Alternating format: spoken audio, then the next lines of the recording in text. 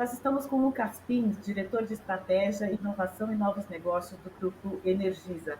Lucas, seja muito bem-vindo ao Portal IP News. Obrigado, Jaque. Obrigado pelo convite. É um prazer conversar contigo. Lucas, você está na Energisa desde outubro do ano passado na área de desenvolvimento e inovação. Esta é uma área nova dentro da Energisa ou ela foi criada justamente para absorver a sua capacidade, os seus conhecimentos aí na área de tecnologia?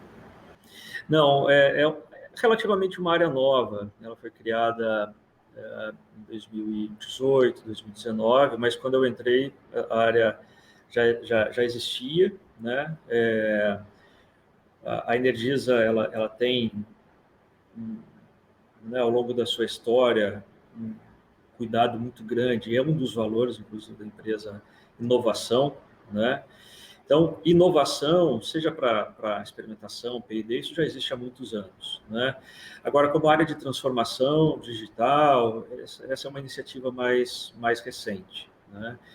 Então, é uma área que tem o objetivo de também experimentar, né? Testar coisas novas, não tão imersa ali no dia a dia da operação, né? A gente tem um pouco mais de liberdade para testar algumas coisas. Então, a área ela é relativamente nova, mas ela já existia quando eu cheguei aqui.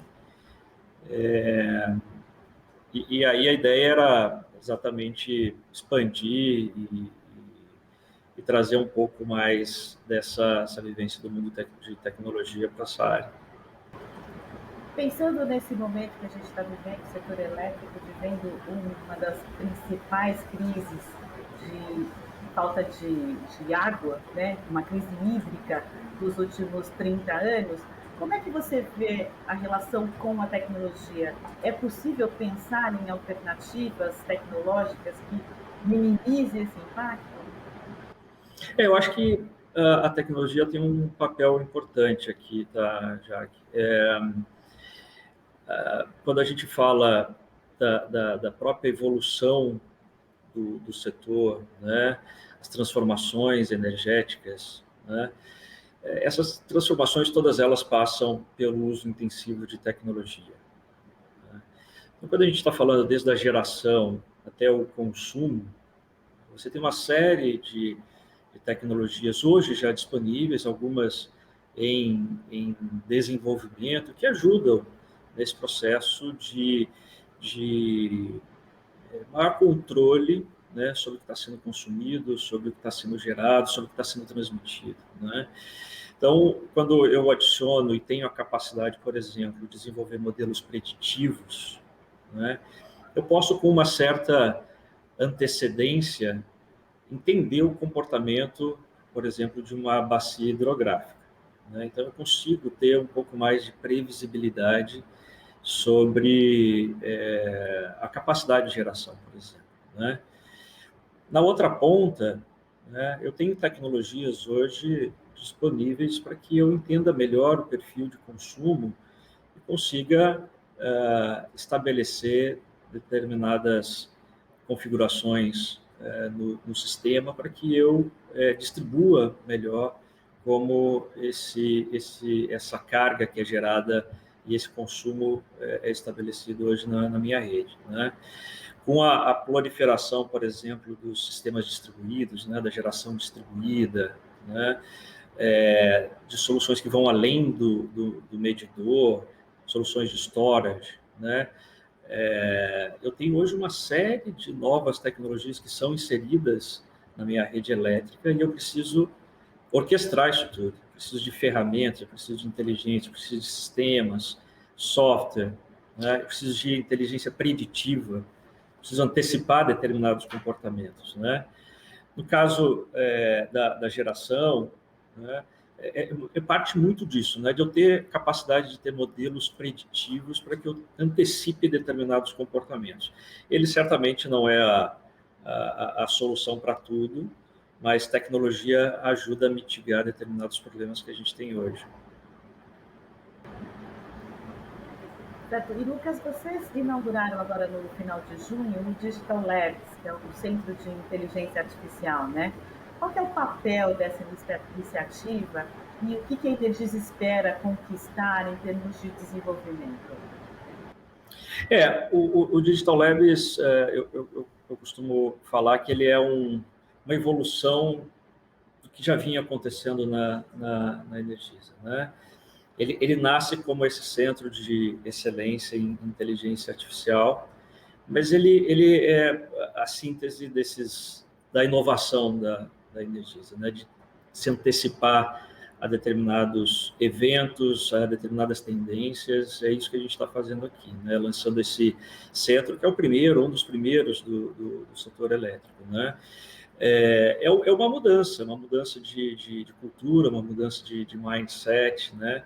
Transforma a empresa numa empresa cada vez mais digital, mais orientada a dados. Esse é um grande objetivo que a gente persegue, né? Você ter cada vez mais a tomada de decisão orientada ao dado que você tem. Imagina que a gente tem informação vindo de diversas fontes, uma rede enorme com quase 8 milhões de clientes, né? Então, a gente gera um volume de dados, de informação, sistemas operacionais, né, do que mantém a rede funcionando. A gente gera muita informação, muito dado. A gente precisa usar essa informação, com o objetivo final de melhorar a experiência desse nosso consumidor. No fim do dia, é isso que a gente quer, né? A gente quer melhorar a experiência do cliente final, a gente quer que o serviço tenha menos falha, menos indisponibilidade, que ele tenha maior qualidade, né? Então, a gente criou o Digital Labs com esse propósito, de desenvolver modelos, desenvolver iniciativas digitais ligadas à transformação digital, que tenham essa capacidade de implementar modelos, implementar soluções que ajudem na tomada de decisão baseada em dados. Então, vou te dar alguns exemplos, né? Manutenção, né? A gente tem uma equipe enorme de manutenção, investimentos altíssimos que são feitos em manutenção, que a gente precisa manter essa operação sem falhas, né? A energia é um serviço essencial. Quando eu consigo predizer determinadas falhas com dias ou até semanas de antecedência, por exemplo, de uma subestação, isso tem um peso enorme, né? Isso tem um impacto enorme na operação e na qualidade do serviço, né? Na disponibilidade da energia para o cliente final. Então, é isso que a gente quer construir e já construiu. A gente tem vários projetos que já foram feitos ao longo dos últimos 2 anos aqui. Então, são vários e vários projetos já ligados à inteligência artificial. E o Digital Labs ele vai ampliar isso, né? Conectando com o ecossistema de negócios, conectando com o ecossistema de inovação, com startups, grandes, pequenas empresas, com centros de pesquisa, né? Então, o objetivo do Digital Labs é isso, potencializar o uso de dados que a gente tem disponível aqui na Energisa. Transformação digital é um termo muito amplo, né, Lucas? A gente sabe que vai de A a Z. O que é prioritário hoje? O que a empresa espera como resultados? A prioridade está em a gente atender melhor o nosso cliente, né? Seja um cliente residencial, seja um cliente corporativo, né? Seja o que a gente chama de clientes grupo A, grupo B. O objetivo é a gente atender melhor, com mais qualidade, com mais serviços, né? Mais serviços de valor agregado, esse cliente. Então, essa é a nossa prioridade. Todos os projetos que a gente faz de digitalização, seja de melhorar a experiência do cliente, a jornada do nosso cliente, né? Até a operação, o core da rede, né? Você tem uma rede mais digital, com mais sensores, com mais informação, com mais atuadores, né? E é inevitável que a gente faça isso, porque o perfil desse nosso cliente está mudando, né? Pós-pandemia, né? Depois que iniciou a pandemia, a gente viu uma migração grande desse cliente para os canais digitais. Então, a gente saiu ano passado de 69% das interações dos clientes via canais digitais para mais de 80% esse ano, até maio, pelo menos, né? E esse número continua crescendo e ele se mantém em patamares elevados, ou seja, o cliente já migrou para ferramentas digitais, ele usa o nosso aplicativo, ele usa o nosso chatbot para pedir serviços, para pedir uma segunda via de uma fatura, ele já está usando esses canais, né? Como é que eu melhoro essa experiência desse consumidor, por exemplo, nos nossos canais? Essas são prioridades para a gente. Como eu melhoro a disponibilidade da minha rede, da minha infraestrutura, né? Como é que eu garanto menos perdas, menos interrupções?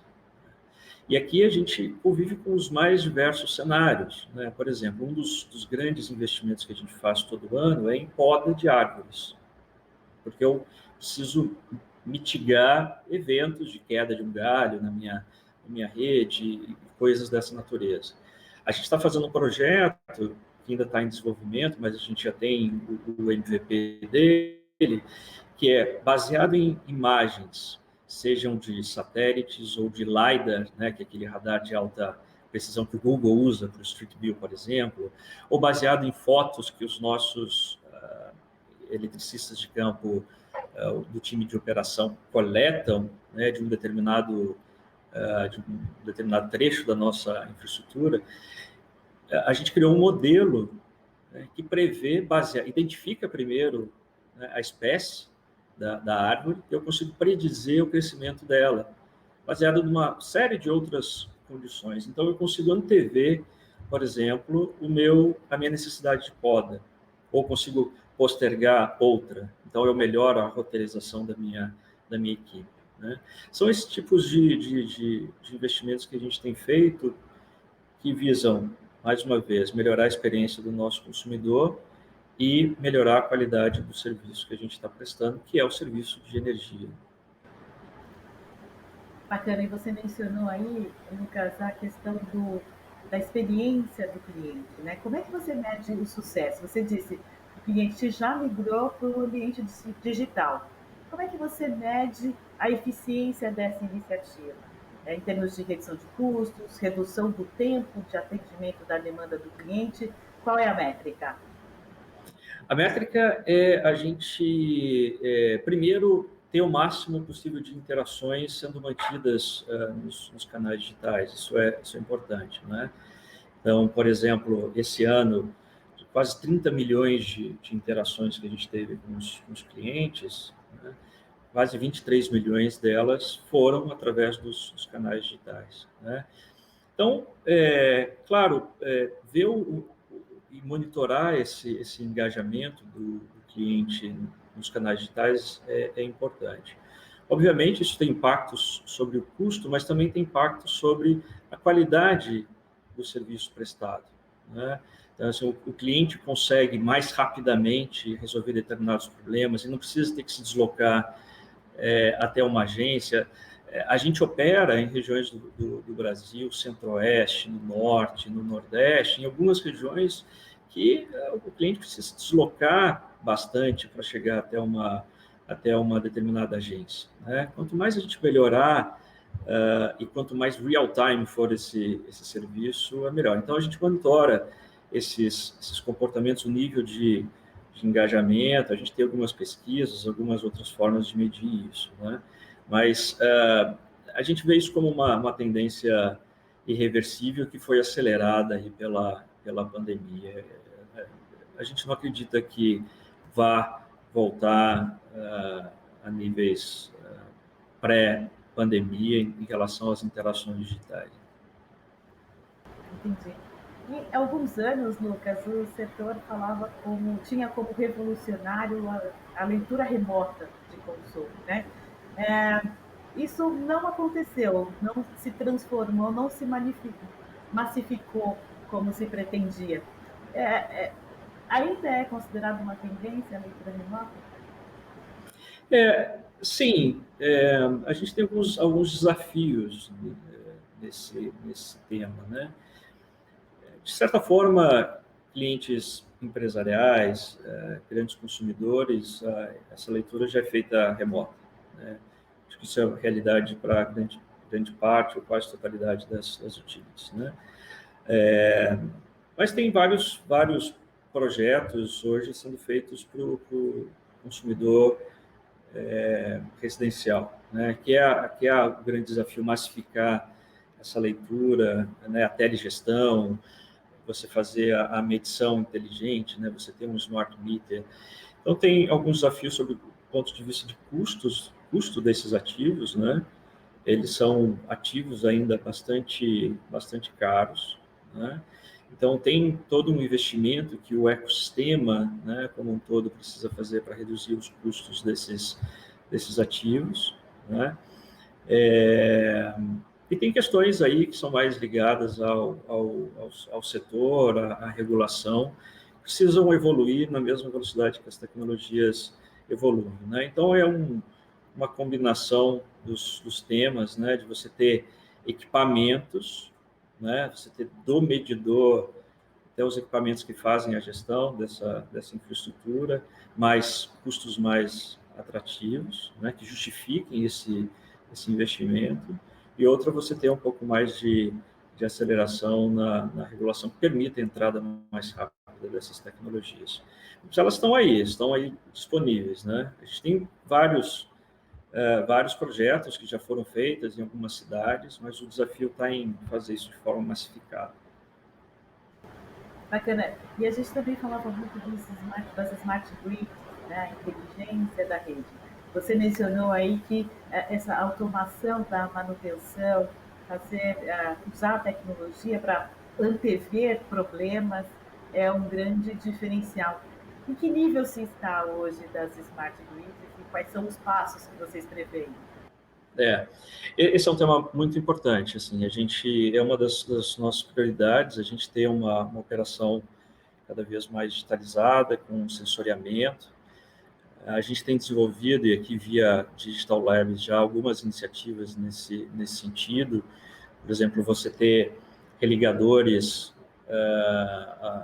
ao longo da sua rede de distribuição, para que você possa fazer acionamento remoto, você ter sensores que identifiquem na sua rede também locais de falha, você ter subestações totalmente conectadas e monitoradas em tempo real. Então, a gente tem projetos hoje já implementados de monitoramento com vários tipos de sensores nas subestações, justamente para antever determinadas falhas, né? Você tem sistemas de manutenção também digitalizados, tem uma série, a rede de uma distribuidora é bastante complexa, né? São vários elementos, né? Desde o centro de operações até o medidor que está na casa do nosso cliente, né? Então, ao longo dessa infraestrutura, existem vários sistemas, grande parte deles, no caso da Energisa, hoje já são ferramentas digitais ou com um nível de sensoriamento maior, né? A gente consegue hoje operar muita coisa remotamente. Quando você fala do sensoriamento, a gente já está falando de internet das coisas, né, Lucas?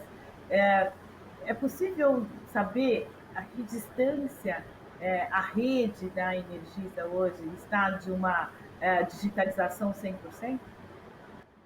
Não consigo te dizer um número, assim, o quanto por cento ela está digitalizada em relação a algum benchmark, né?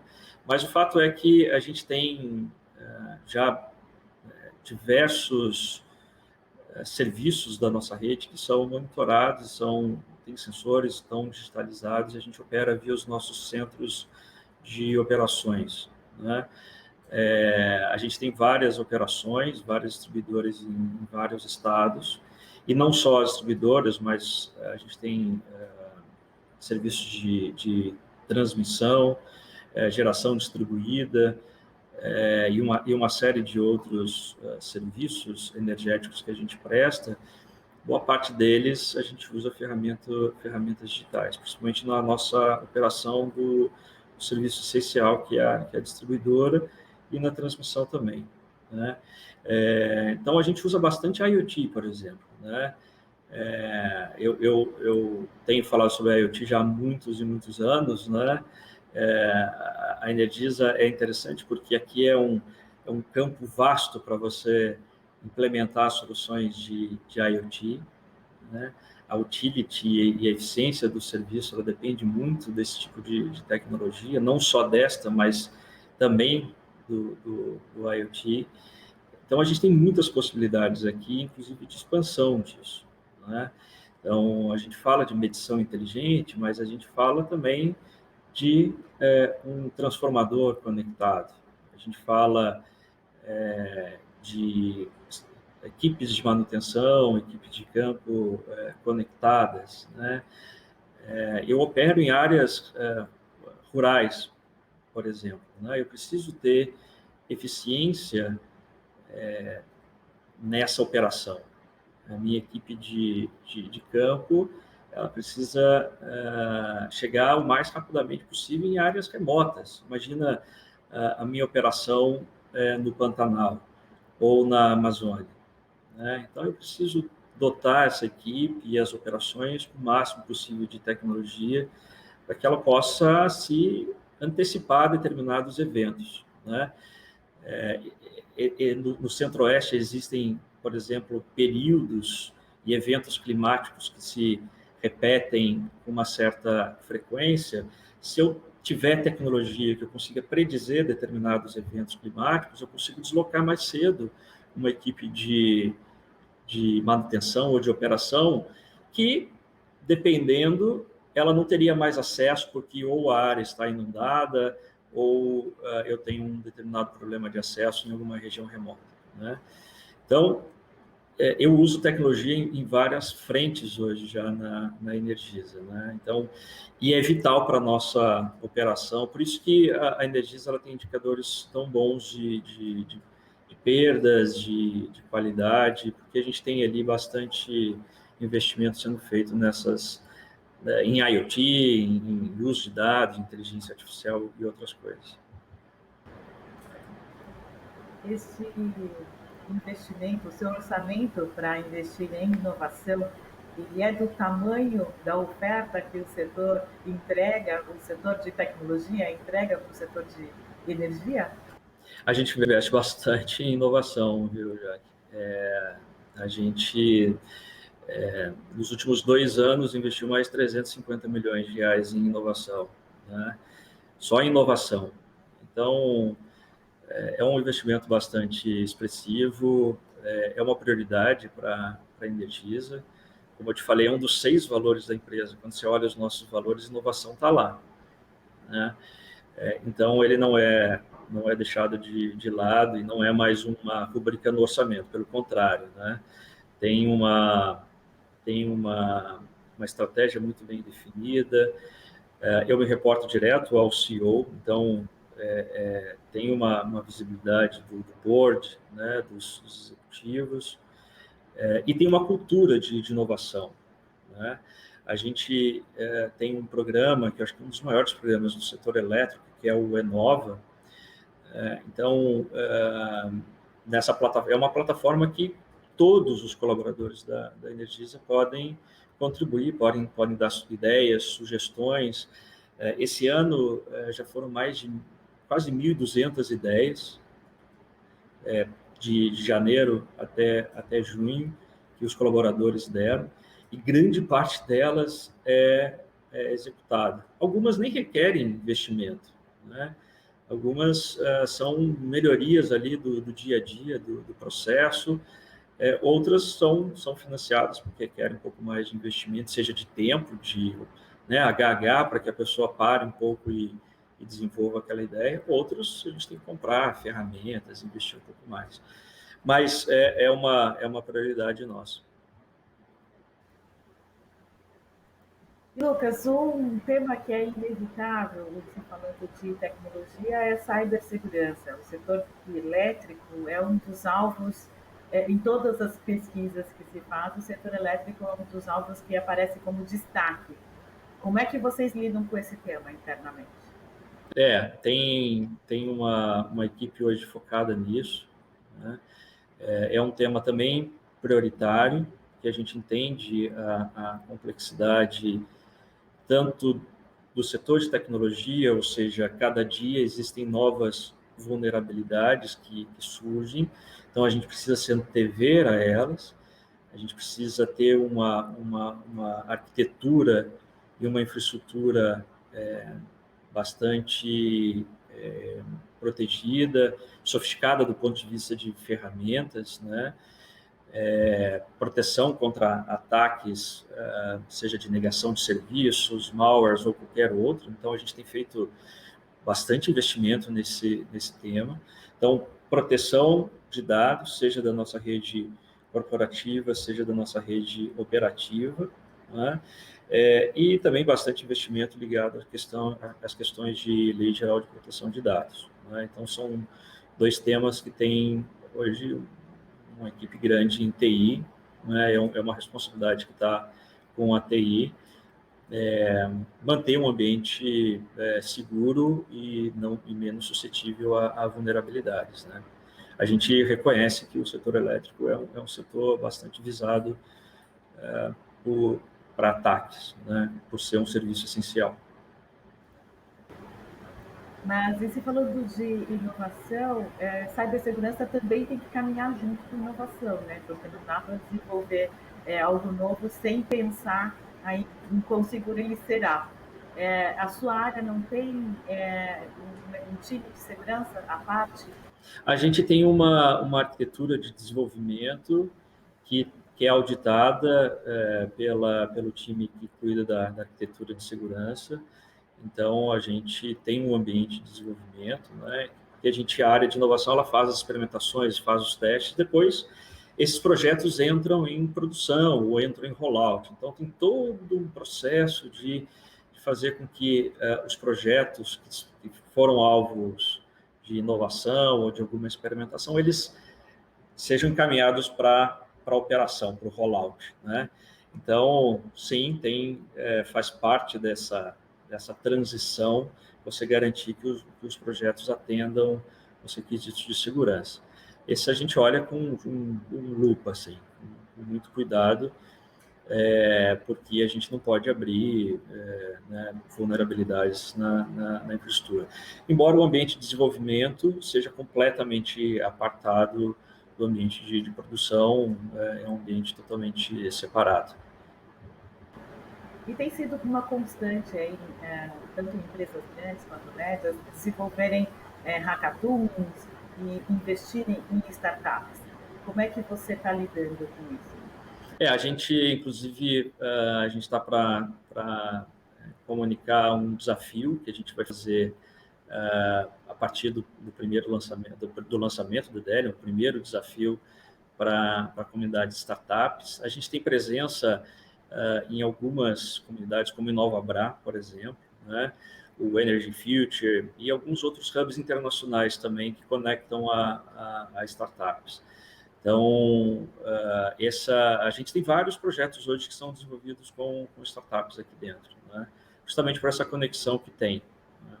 E a gente vai lançar agora um desafio para o mercado justamente para chamar aí algumas startups para desenvolverem uma solução ligada à inteligência artificial em parceria com a EDR.